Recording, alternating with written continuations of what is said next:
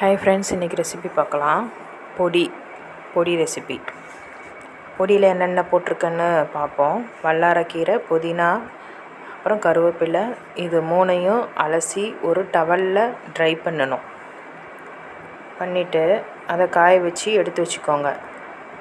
நல்லா மொறுமொறுன்னு ஆகிடும். அப்புறம் அதை ஒரு பேனில் போட்டு நல்லா ஃப்ரை பண்ணிக்கோங்க. நல்லா வறுத்துக்கணும். அப்புறம் அது மிக்சியில் கிரைண்ட் பண்ணி எடுத்துக்கணும். அப்புறம் துவரம்பருப்பு, கடலைப்பருப்பு, பொட்டுக்கடலை, பூண்டு, புளி, வரமிளகாய், உப்பு, பெருங்காயம், இது எல்லாத்தையும் சேர்த்து பேனில் வறுத்துக்கணும். வறுத்துட்டு அதை தனியாக எடுத்து கிரைண்ட் பண்ணி வச்சுக்கோங்க. இப்போ ரெண்டையும் மிக்சியில் வந்து பல்ஸ் மோடில் வச்சு ஒரு சுற்றி எடுத்துக்கோங்க. இப்போ பொடி ரெடி. இது வந்து நம்ம சாப்பாட்டுக்கு அப்புறம் இட்லிக்கு சூப்பராக இருக்கும். இது சாப்பிட்டா நல்லாயிருக்கும். நீங்கள் சர்வேஷ்க்கு ஊட்டினேன், பாருங்கள் என்ன சொல்கிறான்னு பாருங்கள். அவனுக்கு ரொம்ப பிடிச்சிருந்தது. இதில் வல்லாரை இருக்குது, அப்புறம் பொட்டுக்கடலை இருக்குது. இது வந்து வல்லாரை வந்து ஞாபக சக்திக்கு, பொட்டுக்கடலை வந்து குழந்தைங்களுக்கு உடம்பு பிடிக்கும்பாங்க. எல்லாமே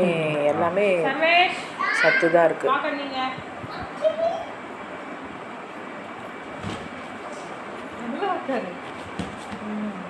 சாப்பிட்டு அம்மா ஒன்று செஞ்சுருக்கேன்.